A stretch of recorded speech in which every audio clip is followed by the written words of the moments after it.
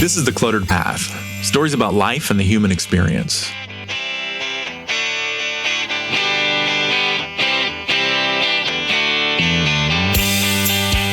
Operation Phantom Fury, also known as the Second Battle of Fallujah, was fought over a 6-week period beginning on November 7th, 2004. It was the bloodiest battle of the Iraq War and also the heaviest urban fighting for U.S. Marines since the Battle of Hue, Vietnam, in 1968. The lead up to the battle began in March of the same year when 4 American military contractors were killed in an ambush. Their bodies were dragged through the streets, set on fire, and eventually hanged from a bridge leading into Fallujah. These atrocities triggered the first Battle of Fallujah in April of 2004. The Marines assaulted the city, but would eventually be pulled out because the Iraqi government complained about the toll on civilians. After the American withdrawal in May, foreign fighters converged on the city. There was this hodgepodge of fighters from different countries, led by Abu Musab al-Zarqawi. They spent months training and setting up defensive positions, which turned Fallujah into the epicenter of the insurgency. This was a serious threat that required a response. So over 10,000 Americans, along with 2,000 Iraqi and 850 British troops, engaged about 3,500 to 4,000 insurgents in a brutal street fight. The insurgents wanted to die as martyrs, and the Marines were happy to oblige. In an interview after the battle, Abu Ehab, a 30-year-old construction worker from Fallujah, said this, quote, "We didn't want the occupation and we didn't want terrorists, and now we have both. I didn't think the Arabs would be so vicious, and I never thought the Americans would be so unmerciful." Today, as we remember the 20th anniversary of Operation Phantom Fury, we've got a special guest on the show. We're talking to Chris Wilkens, who served as commander of 3rd Platoon, Bravo Company, 1st Battalion, 8th Marines during the Battle of Fallujah. Chris, welcome to the show. Happy to be here. Thank you for having me. Yeah, I was glad that our mutual friend Andres introduced us a few years ago. Glad to have you on the show, man. We'll just go ahead and jump into the questions. Can you tell us about your childhood? Yeah, sure. So I was born in the Bronx, spent about the first 9 years of my life in an area called Yonkers, which is just north of the Bronx in southern part of New York State. And then when I was 9, we moved up to a small town called Brewster, New York. It's about an hour north of the city. Grew up there, pretty much a very, I would say, I would assume it's a middle-class town. Our senior year of high school, when everyone had their driver's license and could drive to school, the senior parking lot was all crappy cars. So everyone had a car, but it was a piece of junk for the most part. So it was just a small, middle-class town. And then I went to school in upstate New York in Ithaca and did 4 years there. That's where I did the summers of officer candidate school while I was in college in Ithaca. Oh, that's nice, yeah.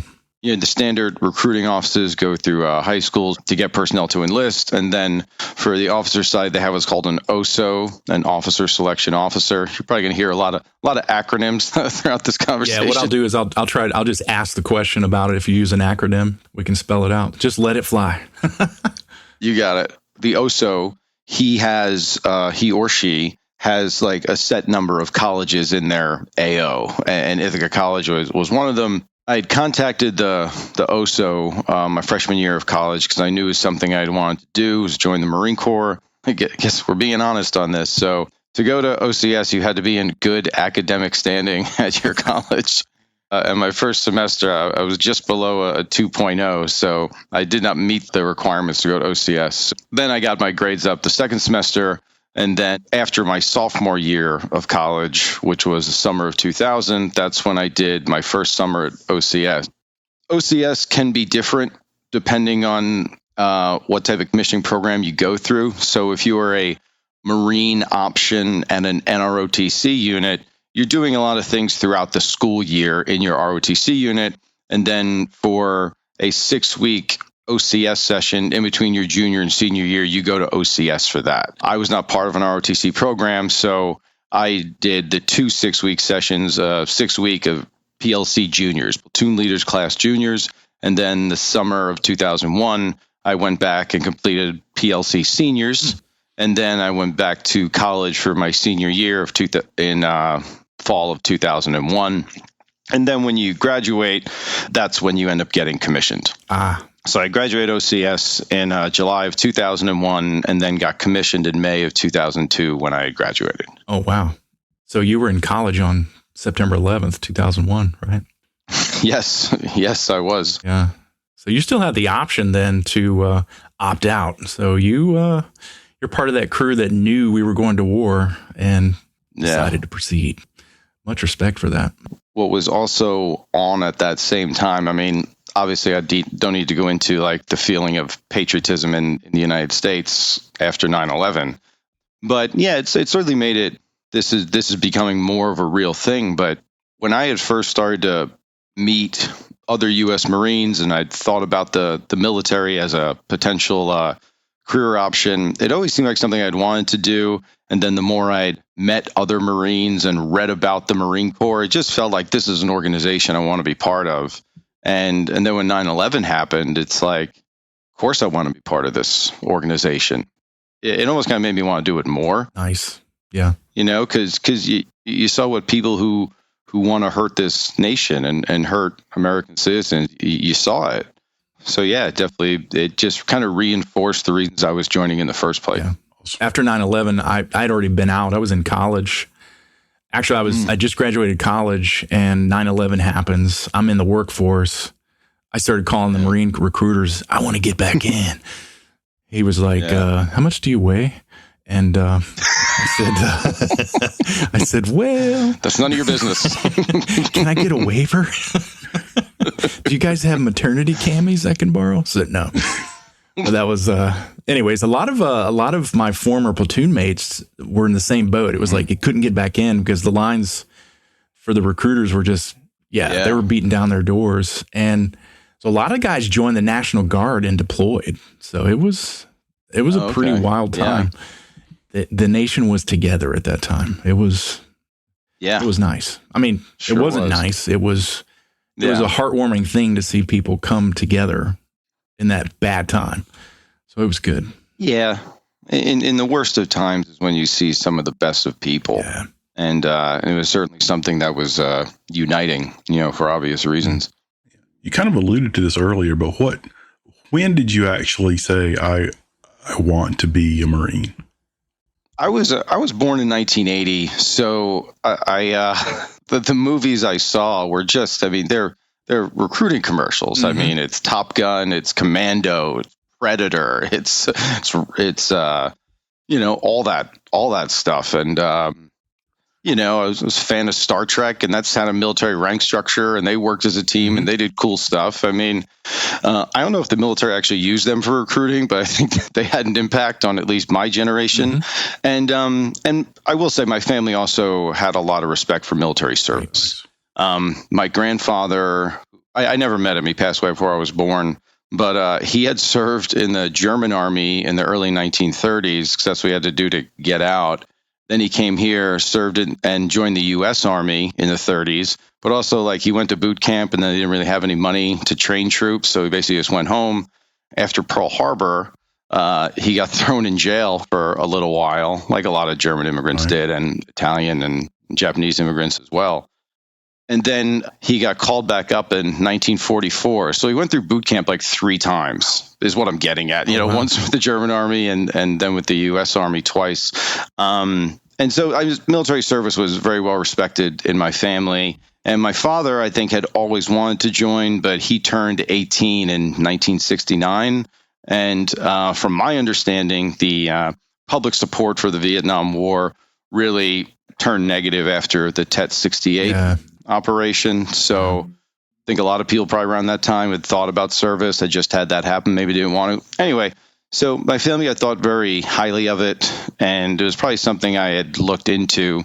But then in high school, I was part of a junior ROTC in my high school. And there was a Navy captain and there was a Marine major. And Navy captain was a great man. And but the Marine, he was special. There was something about the guy. He was an artillery officer from Vietnam. I'm sure he had seen his fair share of bad days. I would say the thing about him that really stuck out to me was he was tough, but he cared. He was the type of leader who's like, you'll quit on yourself before I ever quit on you. But that doesn't mean I'm going to be nice to you. But I'm doing it because I care. That's cool. And I understand some people may have some toxic bosses who just say, I do it because I care, but they just like being rude to people. Yeah. He was definitely not that guy. He was just a good man. And the more I had read about Marines and whatnot, I'm like, this is something I want to do. And I told my dad that. And he's like, can you just go to college first? And I was like, yeah, but can I join the Marines after? He's like, I don't care what you do after. Just do college first. And I was like, fine. Cool. And then that's when someone told me, yeah, they have officer recruiters. Just contact him when you get to school. That's cool. And that was, 98 and then going to OCS in 2000. So it was like slow burn getting into like the Marine Corps. You do one OCS summer, then you go back to school for a year, another OCS summer, back to school. And then you get commissioned, but you don't check into Quantico until November 2002. So It was kind of a long path. Yeah, but I think that's a good program with the way they do OCS in the summers. When I was at NC State, I met some MECEP Marines. That's the Marine Enlisted Commissioning and Education Program. And they're active duty, but their job is to go to school. And they sent them to OCS in the summers. And by the time they graduated, they were already second lieutenants, ready to go to TBS and all that stuff. So what I had mentioned about the Marine ROTC options, they do the 6-week OCS summer in between their junior and senior year. And again, I'm basing my information off over 20 years ago, so certain things may be different now.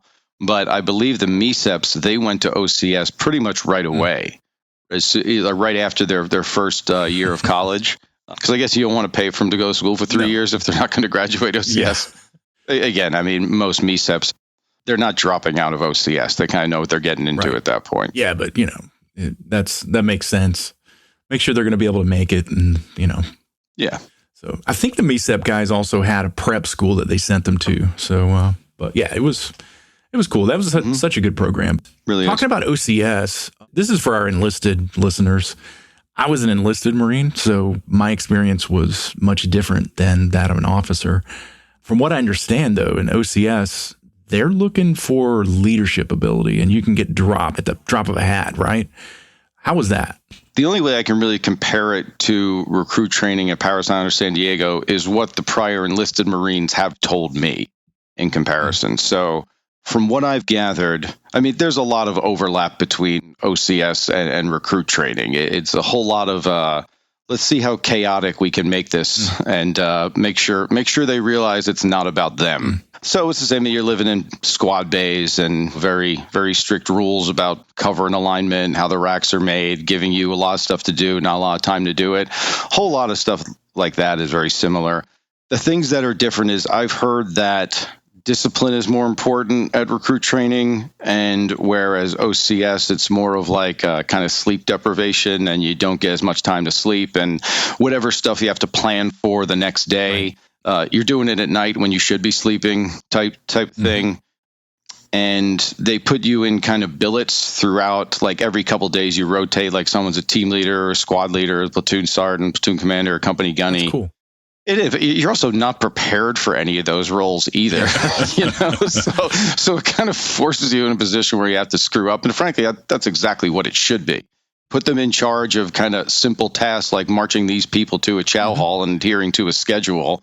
So yeah, it's a whole lot like drill instructor yelling type stuff. But after like the first several weeks, I think the drill instructors are kind of like, they'll be on you if you screw up, but like, hurry up, don't waste time, get to where you're going. And as long as you do things correctly, I mean, they're still there. They're still drill instructors. Right. Instant obedience to orders is always a good thing, but like we're presenting you with problems. Can you actually handle and address these things?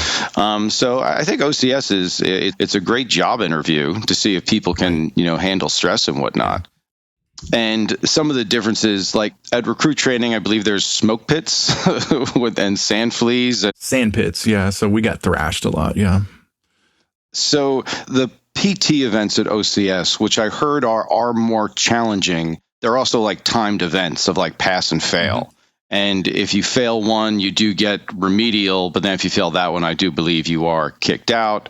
or given a chance to be recycled. As far as the whole like kicking people out right away, that is from my understanding. I was never part of the OCS staff. I'm just telling you as someone who went through the school, if you're ever considered like an integrity violator, like cheating on an exam, cheating on land nav, lying about something, that's the type of stuff that'll get you kicked out immediately. Right. As it should be. But for the most part, it's a lot of like graded events, and they're not supposed to physically thrash you, because then you could perform poorly on like a training event like the endurance course or something like that. What they are allowed to make you do is, if you drop your rifle, you have to do 20 push-ups. That's kind of standard.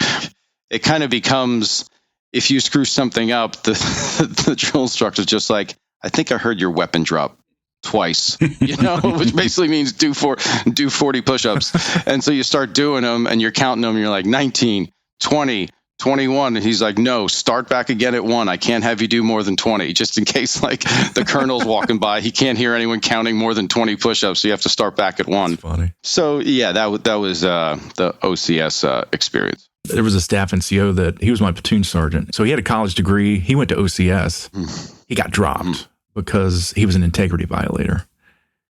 He was on one of the runs, so officer training was vastly different, I would say, because they were putting you in these different leadership positions because you're going to be leading Marines.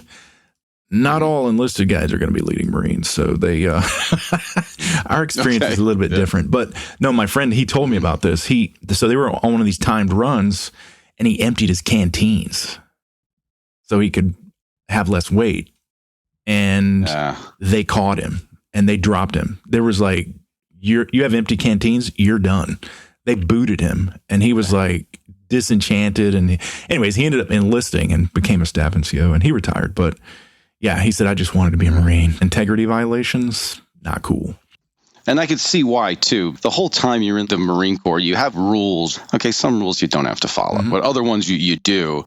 And like when you're going to the field, and he's a prior enlisted guy, so he knows, he's like, I'm not going to run out of water, and this thing's just weighing me down. So it makes sense to dump them, but it's like, no, they want you to carry the weight because that's what they're testing you on. Right. It's like, I can understand why you would do it, to be honest with you. From my perspective, for the enlisted guys, they didn't focus so much on the integrity. As a matter of fact, we developed sort of like this, we called it the Lance Corporal Underground, almost criminal behavior to get things done. So, I was a platoon sergeant or interim platoon sergeant at one point, and I had a scrounger. You always had a scrounger that could appropriate things for you. I'll leave it at that. So, but what was the most valuable thing you took away from like OCS and TBS and infantry officer course? Well, that's a lot of schooling in there. I will say at OCS, because I mean, OCS is just, it's just to see if you can be a Marine. Yeah, that's what it is. It's highly disciplined. It's, can you do things as a team? Can you, all that kind of good stuff. TBS is a unique place. It's a 6-month course. When you go in on the officer side, generally speaking, you're either going to be an air contract, a ground contract, or a law contract.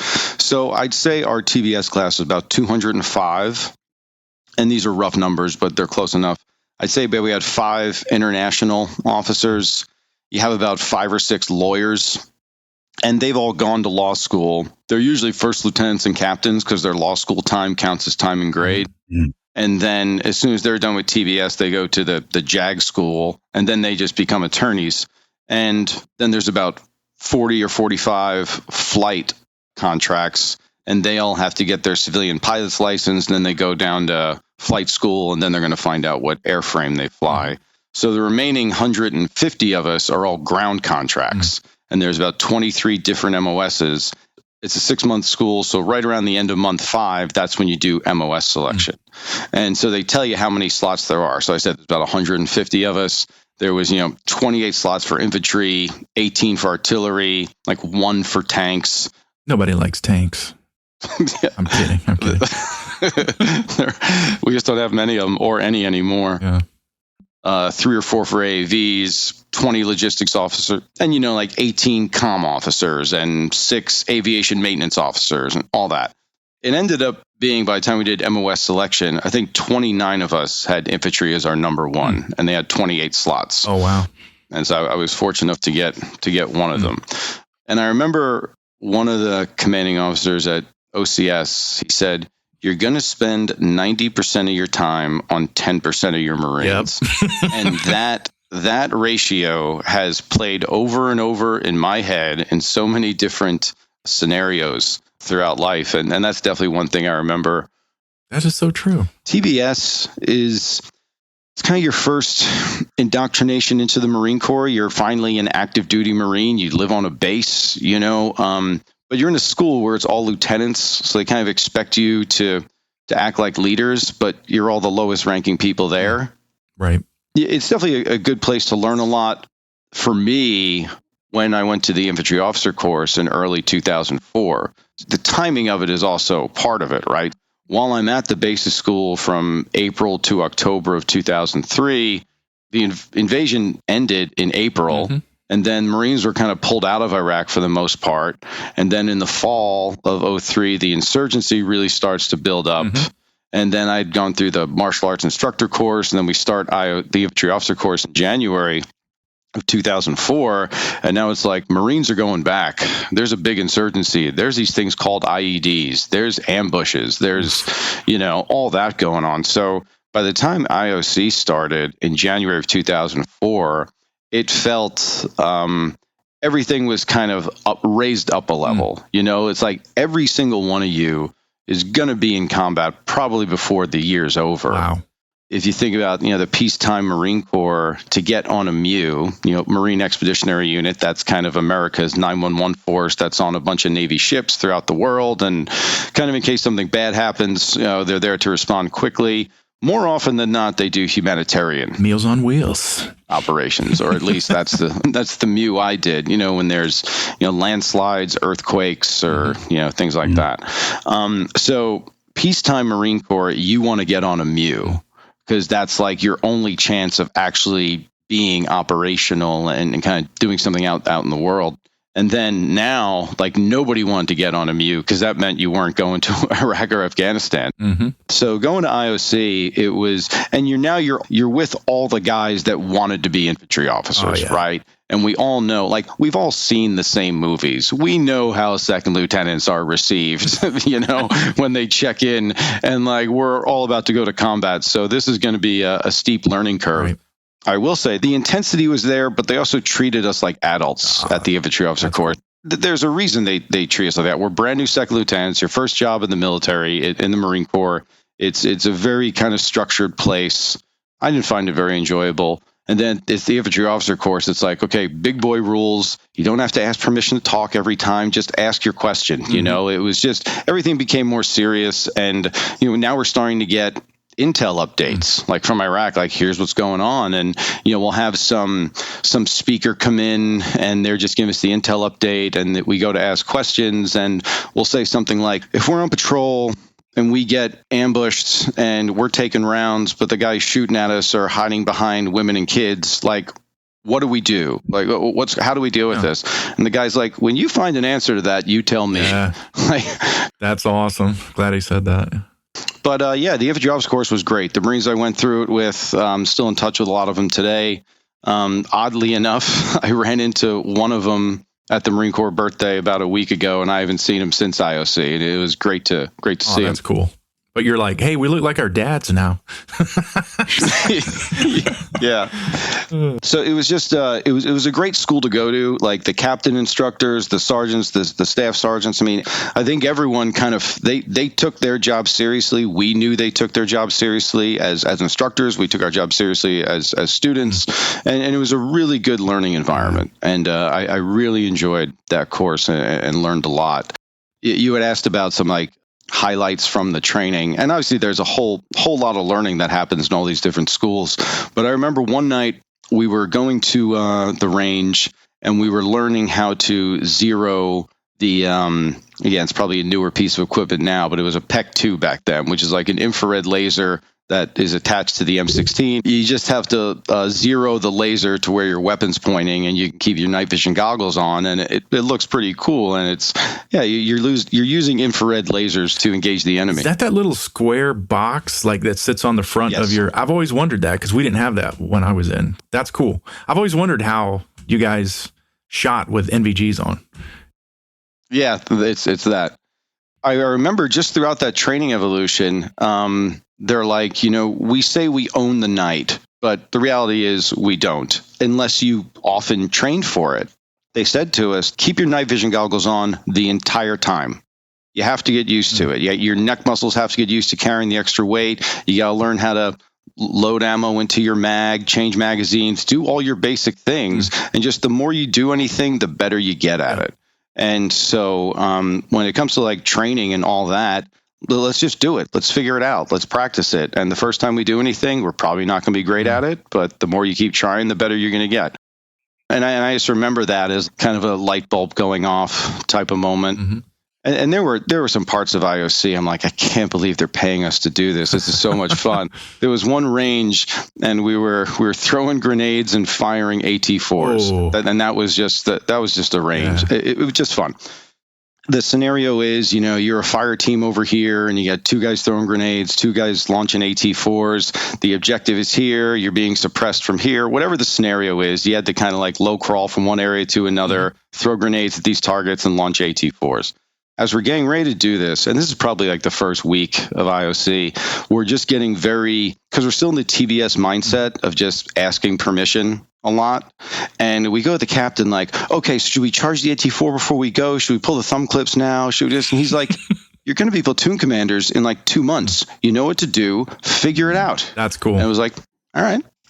No, good point. Good point. Cool. So I just remember some of those significant parts, like you were at the basic school. You learned some basic live fire stuff, tactics and all that. This is the big boys club. We're firing live ammo. You know what you're doing. You're going to be in charge of people real quickly. Cool. Execute. If you make a mistake, learn from it. I thought they were great schools, and I thought the instructors were great. Yeah, they were great experiences. That's cool. So then you get orders to 1st Battalion, 8th Marines. And just for housekeeping, in the Marines, we just use terms like 1-8. That means 1st Battalion, 8th Marines. From here on out, we'll just say 1-8 or 3-4 or 3-1 or any unit designator. That's how, that's for our listeners. But so you got orders to 1-8. What was it like checking in as an officer? I am aware that checking in as an officer is going to be different than checking in out of SOI when you're a PFC. However, no one at the battalion was really there. It was a Friday afternoon. There was a mandatory fun Saturday the following day. It was like field day games. Not like field day cleaning the barracks, like field day in middle school type games. It was like dizzy bat and like relay races and things like that. So we checked in the battalion. The ADJ was the only guy there. And we checked into him, and he just kind of told us that it looks like we're going to Iraq, and here's the AO we're going to be in. That was it. It was like we left. It was really anticlimactic. And then the following Saturday, we're in like shorts and T-shirts out in the field and just doing like silly games. It was actually kind of a good way to meet everybody. Cool. Yeah, so checking in was fairly uneventful. That's cool. Yeah, but that answered one of my questions. You knew when you checked in you were going to Iraq. Oh, at IOC, they let everyone know. They're like, you're going to 1-8, you'll be in Iraq in June. 1-6, you'll be in Afghanistan in July. Oh, wow. Some of the guys were going to 3-8, and at the time, 3-8 was doing humanitarian operations in Haiti or peacekeeping ops, whatever the terminology of the time was. Some guys left IOC and checked in to 3-8. One of the guys who was in our IOC class, Mike Felsberg, he was a prior enlisted guy and active duty, 4-year 0311 sergeant, just a stud guy. Of course, he ran 3 miles in like 15 minutes or something absurd. He's one of those guys. Anyway, because he was a prior enlisted guy, he was supposed to go to LAR. And being like a straight leg infantryman, he's like, I really want to ride in a vehicle. this go around. My feet hurt. There was a lieutenant from a battalion in Iraq who'd been killed, and they needed a replacement. So about halfway through IOC, they told Mike, sorry, you're not going to LAR anymore. They need you at, and I don't remember the battalion, but he was in Ramadi, I believe. He got killed a few months later. Everyone in IOC, you knew what battalion you were going to. Wow. When was like the first meeting where you get to meet leadership and they start talking, all right, boys, here we go. This is what we're doing. How did that play out? Did the battalion commander have all you together and say, hey, all right, gather round, kids? He would. Like, information came in slowly, bit by bit over time. It was, I mean, there were like a pre-deployment brief before we went. But as far as what we were doing, we really didn't get a whole lot of detail until we got in country. And mostly because I just don't think they kind of knew. And I'm not trying to say that in any negative way about our battalion or regimental leadership. I think we were pretty new to Iraq at the time. You have this growing insurgency, trying all these different tactics and techniques and procedures. And we're just assigned these areas, trying to play the whack-a-mole game that we played in Iraq for about 8 years. And every area in Iraq is probably dealing with a different problem. Baghdad was different than Fallujah, was different than Ramadi, was different than Al-Qaim. Finally, you get in country. The appropriate term is called a RIP, a relief in place, and you transfer of authority. And ideally, it's about a 2-week period of turnover. Have a partner platoon in 3-4. And me, the platoon sergeant, the squad leaders, we would go out on a mission with them and set up a vehicle checkpoint or doing a convoy from here to there. And we would just kind of see how they did mission planning, how they prepped the vehicles, how they loaded each vehicle, where were the crew serve weapons, where do you have your corpsmen, just kind of seeing how they did things. And then the following week, it's the opposite. We're doing the mission, but their leadership is coming with us and just kind of keeping an eye on us as we do certain things. And after 2 weeks, that turnover is pretty much done. And then you're just kind of the latest intel reports, and you're trying to, build relations, patrol this area. No one's been here before. Just go out there and see how people in the town are doing. And for the most part, the area we were in was very peaceful. Our AO for the whole battalion stretched from just north of the Haditha Dam in Haditha and went to the big airbase Al-Assad, a little south of that. So in between that area of Iraq. And then our company was assigned an area right in the middle of it called ASP Wolf. I mean, if you type ASP Wolf in Google Maps, I don't think anything's going to come up, but that's what we called it. And so in ASP, for the listeners, is an ammunition supply point. Every military in the world, they don't just have their ammunition randomly placed in places. It's a very specific area. It's well guarded.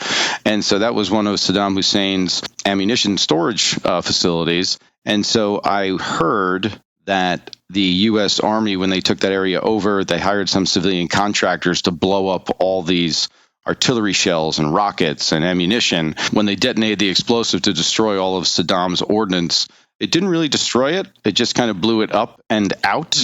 There was now like a 3-mile area by 5 miles of just unexploded ordnance that isn't really stable. Mission accomplished.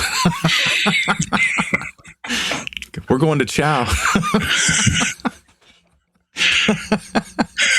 In this area, we had to kind of just patrol that area to make sure that no insurgents are coming to take all these artillery shells laying around and all these random explosives to use them as IEDs. Turns out there was a village, a few clicks away, and the village elder was a guy named Jobber. So we called it Jobber's Village. Again, you type that into Google Maps. I don't think it's going to pop up. But his call sign was Jobber the Hutt.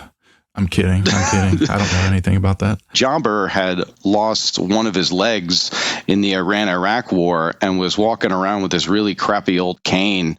And our corpsman gave him a set of crutches, and he just loved us. Wow. He invited all the Marines to have dinner in his village, and we had about 40 of us go. And again, this is very early on, and I know we'll get to Fallujah here shortly. The first several months of Iraq, we did kind of stuff like this. We were maintaining a good relationship with this guy Jobber in his village. He invites us, everyone there, to have dinner. We're all sitting down on the blankets inside this tent, and they just start putting out plates of food, and it's, naan and beans and rice and some form of lamb, and it's actually doesn't taste bad at all. And we've been eating pretty much a lot of MREs, so any change to that was nice. On one side of all the carpet that we're all sitting on are all the Iraqi men in Jobber's village, and then on this side of the carpet is all the Marines. We don't speak Arabic, and none of the Iraqis speak English, but we do have the interpreter at the head of the carpet. we're trying to like break the ice here. Like, what are we going to talk about? One Marine blurts out, "What's it like having multiple wives?" Our company commander just like puts his head. He's like, Jesus. And then so he gets the interpreter, ask him. And so the interpreter says something in Arabic. And then one of the Iraqis responds and all the Iraqis laugh. And we're like, oh, what'd he say? Then the interpreter turns to us. He's like, multiple wives. I can barely handle the one I have. Oh, that's great. And then all the Marines laugh. It was a good icebreaker in our winning the hearts and minds of the Iraqi people. Man. Yeah, I was like, so they're all like, hey, we're all the same, bro. It's oh yeah, and she's mad. You kind of see that in all the interacting with the locals, is that they'll have like some kids running around and they tell the kids to get over here and the kids don't pay attention, and then the Marines are like, I got a son too. He isn't listening to me either. There's just the same bonds that we all have. This guy Jobber, he proposed an idea to us. He's like, I could use that metal in that field of unexploded ordnance. There's a lot of metal out there that, would you mind if I came in and got some of that metal? Because I could sell it for scrap and make a lot of money. Oh, that's cool. And we're like, yeah, but those are explosives. So only got one leg, Jobber. If you don't lose the other one. no, he was old. He was sending his minions, all the younger Iraqis. We said, well, if you bring a truck in to pull metal out, we're going to have to inspect everything. We can't have any of the explosives. He's like, I don't want the explosives. I just want the metal. So we kind of had this little crack deal going on with a local Iraqi, and we never had any issues. We didn't get hit with IEDs. No one attacked our base. And I'm not saying it's solely because of Jobber, but within the insurgency, a lot of the locals liked us. Whenever we came around, we got invited to a lot of meals. They seemed grateful that we were there. At the same time, they know that we're eventually going to leave. And some of the insurgents might be Iraqis, although every time we came across a live insurgent, they weren't Iraqis. Oh, yeah. Every time. Yeah. I read about that at the time, yeah. And so basically helping Jobber get rich, I think, was one reason why we might not have been attacked. I'm not saying it's the sole reason. It might not have even been a factor, but I am saying having a good relationship with that guy and keeping money in his pocket, I wouldn't have been surprised if he knew the insurgents and was just paying them off, like, leave these guys alone. They're making me some money. Again, that's just an opinion. I don't have a whole lot of data to back that up, but that's just my experience being there. Can't help but think that the Lance Corporal Underground probably got some of that money too. So good for them, man. I got no problems with a Lance Corporal making some money. What are you going to do with all that Iraqi money? I don't know. He's going to buy a car. That's exactly what he's going to do. 24% interest. Yeah. You just got in country. You've been operating for a few months there. Yeah. Just to back up, you graduated IOC in January, right? No, I went to IOC in January, graduated in April. Oh, so you were deploying pretty much right after you got to the unit. Yeah, 2 months. Yeah, so I'll back that up. Graduated IOC, went home, grabbed my stuff, and then did the drive down to Camp Lejeune. And we all checked in that Friday afternoon, which was at some point the end of April. And then I left for Iraq June 22nd. About a week after I got there, we did our first field op. It was about 10 days in Southern California, the desert of Southern California. It was an area that they called Matilda Village that I believe was quarantined old Air Force officer housing, and we just treated that like it was an Iraqi village.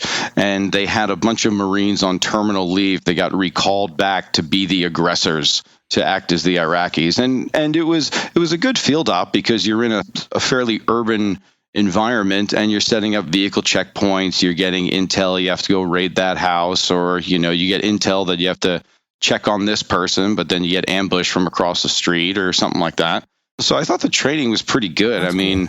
Everything, the Marine Corps training is really just like, we're going to try and prepare you for the worst possible thing that could happen, which is great training to do. So we did that for about 10 days.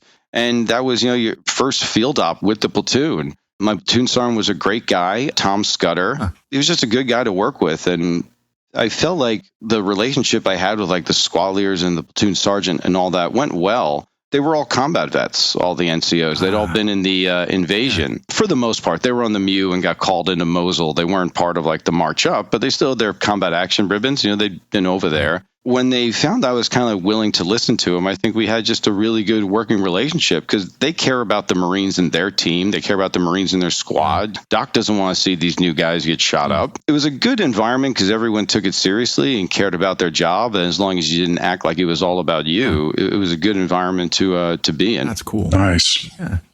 That answered the question about meeting your platoon. I was wondering about that. So, yeah. I'll go into that. Yeah, that's definitely like the butterflies in your stomach moment of just don't fuck this up, like don't give them a Swedish lieutenant story. Yeah. So I kept it brief. It was like, nice to meet you. Here's where I'm from. And one thing I did want to differentiate was there were a couple of corporals in the platoon that weren't holding billets. And there were 2 lance corporals that were team leaders. Mm-hmm. After I spoke to the platoon, I asked to have a separate meeting with just the team leaders and the squad leaders. Mm-hmm. For the lance corporal team leaders, it was like, you may not be an NCO, but you're filling an NCO billets. I expect you to act like one. But at the same time, I want your opinion on things. You're a team leader for a reason. I wanted to be there to be a clear distinction between the team leaders and the squad leaders and how we're going to manage this platoon. That's cool. That's good leadership. It's like you just come in and say, hey, you want to hear from him. Man, as soon as you did that, I know all the enlisted guys were like, all right, this guy's cool. He's well, I think they see you talking to the platoon sergeant a lot, and I think that goes like a long way. Mm-hmm. Just to like, okay, at least he's talking to the most experienced guy here. And I always felt officers are not like specialists in anything. They're just kind of like this jack of all trades. Like at IOC, we'll do like a range with the sniper rifles, and then we'll talk to the snipers and talk about planning. But I'm not a good sniper. I just was told by a bunch of sniper NCOs, here's the capabilities and limitations. Here's a great way to incorporate it into an assault or a defensive position. I just felt like my job is to make the best decision. The more informed I am, the better decisions I'm going to make. Having a good group of NCOs that I trust and, all the attachments of mortarmen, machine gunners, assaultmen, snipers, all of them are just a wealth of information. And then when you get that type of feedback, that helps me in planning, the overall. That's cool. What the platoon's supposed to do. Cool. So it sounds like you're talking about something and one of the Marines might be like, well, hey, sir, we can't do that because XYZ, blah, blah, blah. Sounds like you were taking that kind of feedback from them. Yeah. So anytime, and specifically like into Fallujah, when it comes like, okay, we're in this building, we have to get to that building over there. I'm thinking this. Snipers and machine gunners, what is the best position for you guys to provide overwatch for us? We're moving down this street. And then they're like, this would be good if we could be here or here. And then it's like, okay, third squad, do you think you can support the machine gunners getting here? It was like the platoon's brain trust. There were about 50 of us in the platoon as we went through the city. It's not like me and 50 lance corporals. There's a lot of different capabilities with different weapons and different people. And just you kind of had that brain trust of 8 people kind of deciding what the platoon's going to do. And that also helps because when you do get into the fight or you do get ambushed, there's a bunch of people throughout the platoon that know what the overall mission is, right? It's not like I have all the answers. I'm keeping everyone else in the dark. The 9 of us have decided what we're going to do, and this is how we're moving. Here's how we're going to shoot, move, and communicate while we're taking this objective or responding to this, enemy ambush or whatever. So yeah, it was that the platoon brain trust, I'd say was good. Yeah, that's cool. Very cool. So you're in Iraq at this point. You're around Haditha Dam area, ASP, Wolf.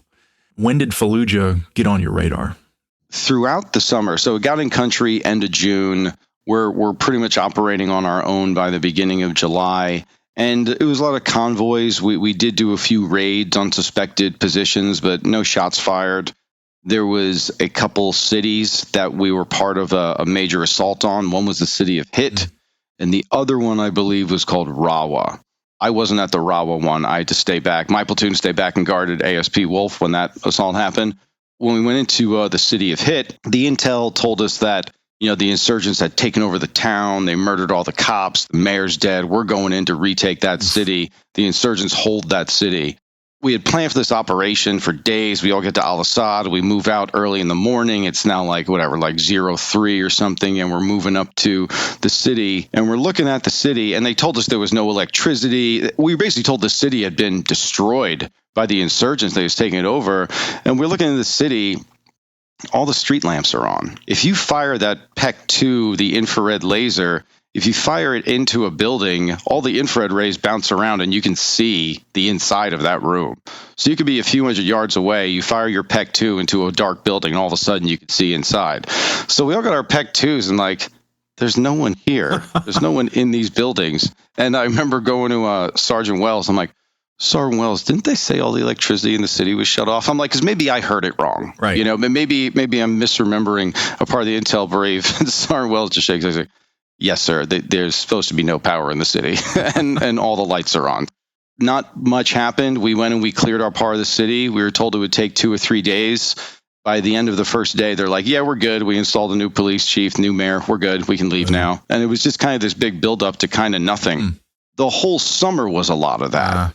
Of constant like build-up. It's going to be this big operation. You get some intel reports from Fallujah because there was always a lot of combat around Fallujah and Ramadi. But it kind of felt like, in a way, like, yeah, we're in Iraq, we're in a war zone, but it still feels like another world away. There's been no firefights here. There's been no IEDs. There hasn't been much going on. We're interacting with Iraqis. We're going to lunches with these people. We've apprehended a couple guys, but who knows if they ended up being, they were just doing something suspicious. So we apprehended them, turned them into the intel guy.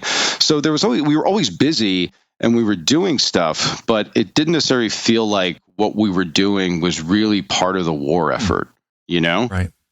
I say all that because all those missions we prepared for, we did a lot of rehearsals. We did a lot of training for them. At that ASP, I mean, we were really in the middle of nowhere, so we set up our own ranges. So we were kind of bored, so we set up live fire ranges. And then we even just took some plywood and built like these makeshift houses and put targets up and practice room clearing. And you always want to keep up your training, but I think it was also to minimize the boredom. I do feel like our first 3 months in Iraq, it was like a good training op, for lack of a better term.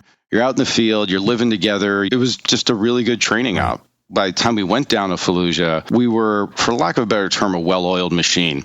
I've talked to so many other like grunt type people, and when you put night vision goggles on, it's awesome, but it doesn't just have the resolution of your actual vision. No depth perception.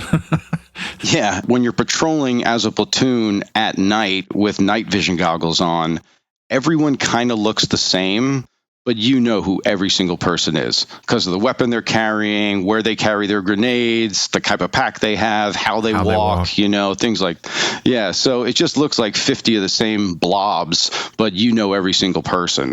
I say that because that's indicative of a platoon that knows how to work together and has the experience of being around each other and just operating. So I think a lot of our success in Fallujah was because we had 3 months of doing convoys and we did assault a city and we did raid a few houses. And because I think that was instrumental to our success in the city. Yeah, that's fortuitous. I mean, yeah, because I was thinking that you did not have like a full 6-month workup before you go to Iraq and you got there. So man, 3 months to really gel. That's cool.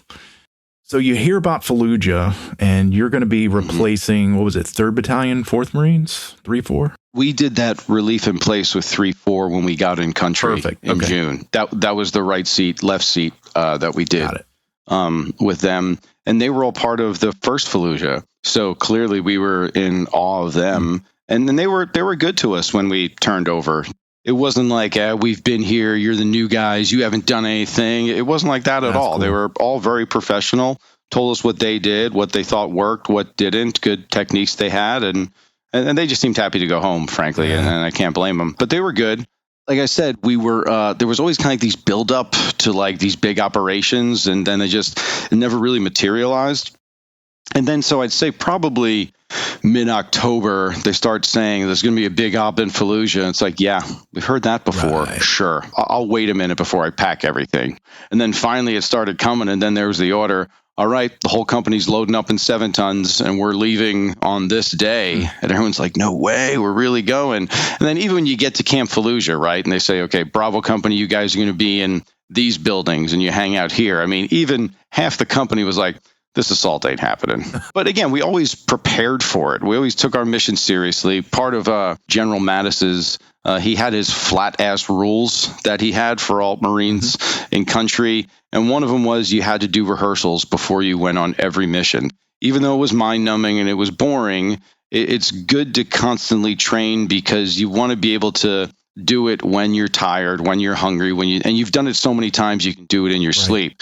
So every time a vehicle convoy stopped and you dismounted, it was 5-meter checks and 20-meter checks. And the reason for that is that you don't want to stop on a road and have there be a bunch of IEDs there. So like as soon as you dismounted, everyone went and did 5 meters outside the vehicle and on both sides of the road. Everyone's kind of doing their surveys. Anyone see anything, tripwires, fuses sticking out of the ground, landmines, whatever, anything that looks odd.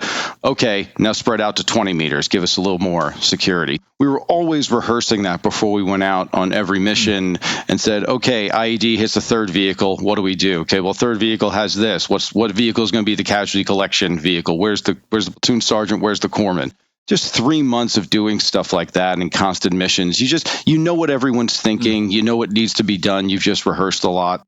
So finally, we do get to Camp Fallujah, probably around, Halloween time frame and Camp Fallujah was different. I mean, there were tanks driving around, but I didn't see a tank the whole time I was in country. There wasn't much going on in Haditha. We didn't really need them. Right. But yeah, there was tanks driving around there. There was the guys in big beards and civilian clothes, and were they CIA, were they FBI, were they, I don't know, are they Blackwater? There was like, okay, there's some issue going on here. And then every once in a while, someone from Fallujah would fire a missile or a rocket in our direction, and then the counter battery artillery would go off. Until you've been around a howitzer going off, they really underestimate how loud that thing is. Oh, they're loud. Yeah. Fallujah, like, okay, we're in the war now. Okay, well, I mean, been outside the wire, outside Camp Fallujah, and you could tell that this place is the same way like IOC was a big step up from the basic school. Like Camp Fallujah was a real step up from operating in Haditha. I'm sure there was a big sand table order by the colonel. I wasn't there for it. Not that he needs to be briefing me. That's why I have a company commander. But I would say our company commander was not beholden to the traditional SMEAC format. And slowly, intel was just slowly coming in day by day. Well, just to interrupt you on that. So SMEAC, that's the 5-paragraph order. For the listeners, it stands for Situation, Mission, Execution, Administration, Logistics, Command, and Control. It's the book way of issuing an order, getting the troops ready to, hey, we're going to go operate here. That's SMEAC. So go ahead. I never really got a SMEAC for the Battle of Fallujah from the CO because, it was just kind of like slow intel was coming in. Where are we going to be at what time? And then I got told, 3rd Platoon, you're taking the cultural center. And then that was our first major objective. That was the company's first objective. That was on phase line Cathy. So should we explain phase lines real quick? Yeah. Well, backing up a little bit, where was Camp Fallujah? Was it north of Fallujah? Where were you? I believe it was due east about 2 miles of the city. Okay. So it was like maybe a little more middle west, but it was due east. It was like a tent city with guards and stuff around it. Is that how? There was a bunch of buildings that were already there. Like, I don't know if it was like an Iraqi army thing, but there were a bunch of big, long buildings, almost kind of like squad bays. 1st Platoon was in that one, 2nd Platoon's in that one, 3rd Platoon's in that one. The company COC is here, Charlie Company's over here. There was just a bunch of rows of them. Right.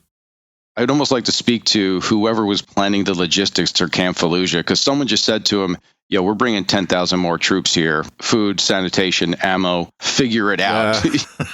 And they just had to accommodate tens of thousands of troops and trucks and fuel and ammo and batteries and porta-johns and all that stuff that comes along with thousands of people need to live. Herculean effort. But as part of the planning, you said you wanted to talk about the phase lines. So yeah, talk about the military planning and how they go through phase lines and creating all of that information, prepping up. Instead of calling the streets their actual name, they set up our own terminology for it that's pretty simple to follow.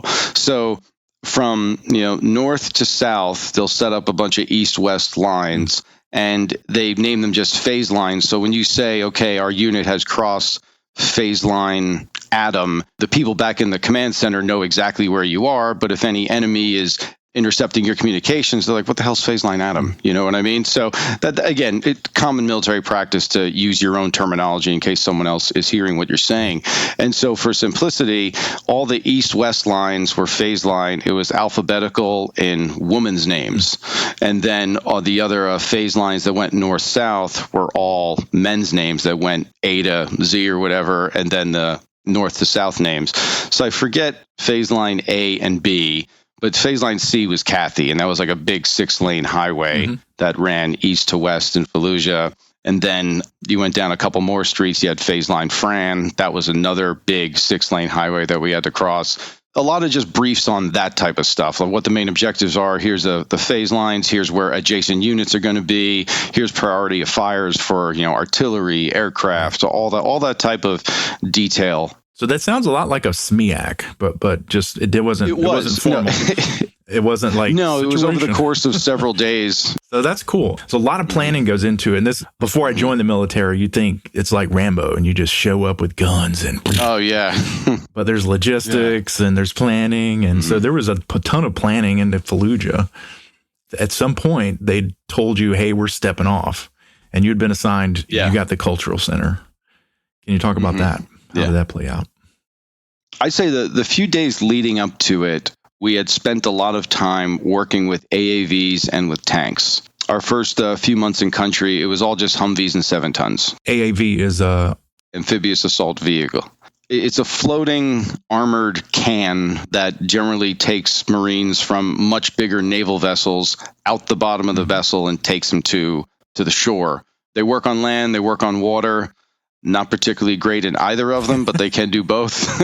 And it's good for troop transport, getting medevacs, things like that. And also just having logistics. We went through a lot of ammo, go through a lot of food, a lot of water. It's not like you can use the faucet in someone's house in Fallujah. You need bottles of water. There's a lot of people. So AAVs are good for that, and everyone knows what tanks are. So we hadn't really worked with them before. So the days leading up to it, we really kind of learned to appreciate that walking through a city where the insurgents kind of run the place, that's going to be rough. And for a tank going down the street by itself, if they're buttoned up, they can only see out this hole right here. Looking through a soda straw.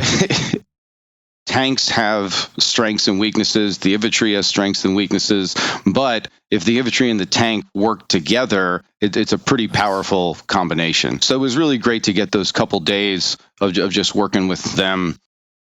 The morning of November 8th is when we went to the assembly area outside the city. Hey, Chris, we're going to pause right there for part 1 of your story. I hope you enjoyed this episode of The Cluttered Path. In this installment, we met Chris Wilkens and heard his story about becoming a Marine Corps Infantry Officer, and also the events leading up to Operation Phantom Fury, also known as the Second Battle of Fallujah. In the next episode, we'll get details on the actions of his 3rd Platoon from Bravo Company 1-8 during the battle. Thanks for listening.